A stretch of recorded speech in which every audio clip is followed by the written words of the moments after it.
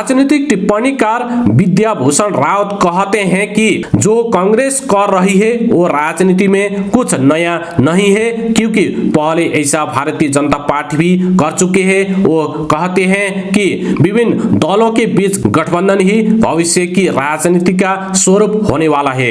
उनका कहना था काफी कुछ बदला है राजनीति में भी, अब क्षेत्रीयता भी बढ़ रही है और क्षेत्रीय महत्वाकांक्षाएं भी जो मौजूदा राजनीतिक माहौल है उसमें काफी कुछ बदलने वाला है।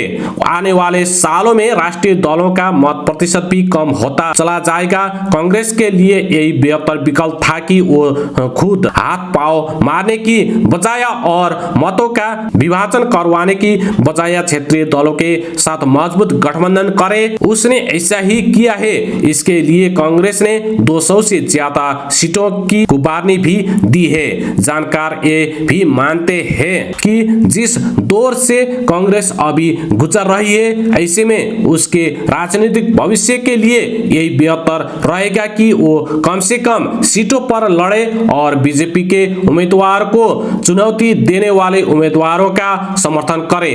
रावत कहते हैं कि जिस तरह भारतीय जनता पार्टी मौजूदा समय में राजनीति कर रही है, इससे पहले कांग्रेस यही किया करती थी, चाहे वो फिल्मी सितारों को मैदान में उतारने की बात हो या दूसरे राजनीतिक दलों से अपने संगठन में नेताओं को शामिल करने की बात हो। उन्होंने अमिताभ बच्चन, सुनील दत्त और राजेश खन्ना का उदाहरण देते हुए कहा कि कांग्रेस ने भी उस समय के दिग्गज विपक्षी नेताओं के खिलाफ सिनेमा के इन बड़े सितारों को उतारा था। वो कहते हैं पहली समाज और नौकरशाही का एलिट तबका कांग्रेस के साथ हुआ करता था, अब भारतीय जनता पार्टी के साथ है। क्षेत्रीय दलों से गठबंधन कर कांग्रेस इस बार के लोकसभा चुनाव में बीजेपी को कितनी चुनौती दे पाती है, यह देखने वाली बात होगी। इसी पर कांग्रेस का भविष्य भी निर्भर करेगा। अंग्रेजी अखबार द इंडियन एक्सप्रेस ने एक खास रिपोर्ट की है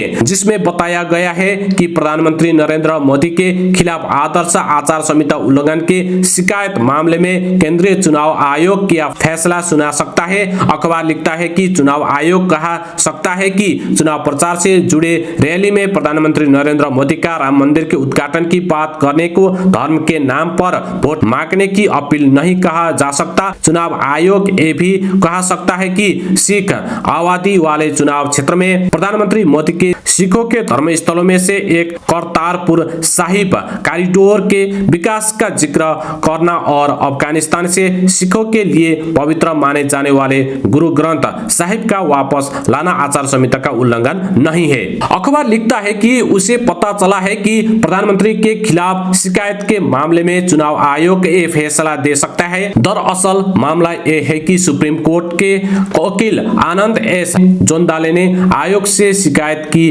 थी कि 9 अप्रैल को उत्तर प्रदेश की पीलीभीत में एक चुनावी रैली में प्रधानमंत्री मोदी ने हिंदू देवी देवताओं और हिंदू पूजा स्थलों और सिखों के पवित्र स्थलों और सिख गुरुओं के नाम पर वोट मांगे थे। पीलीभीत में पीएम मोदी के रैली के एक दिन बाद यानी 10 अप्रैल को जोंदाले ने चुनाव आयोग से शिकायत की थी।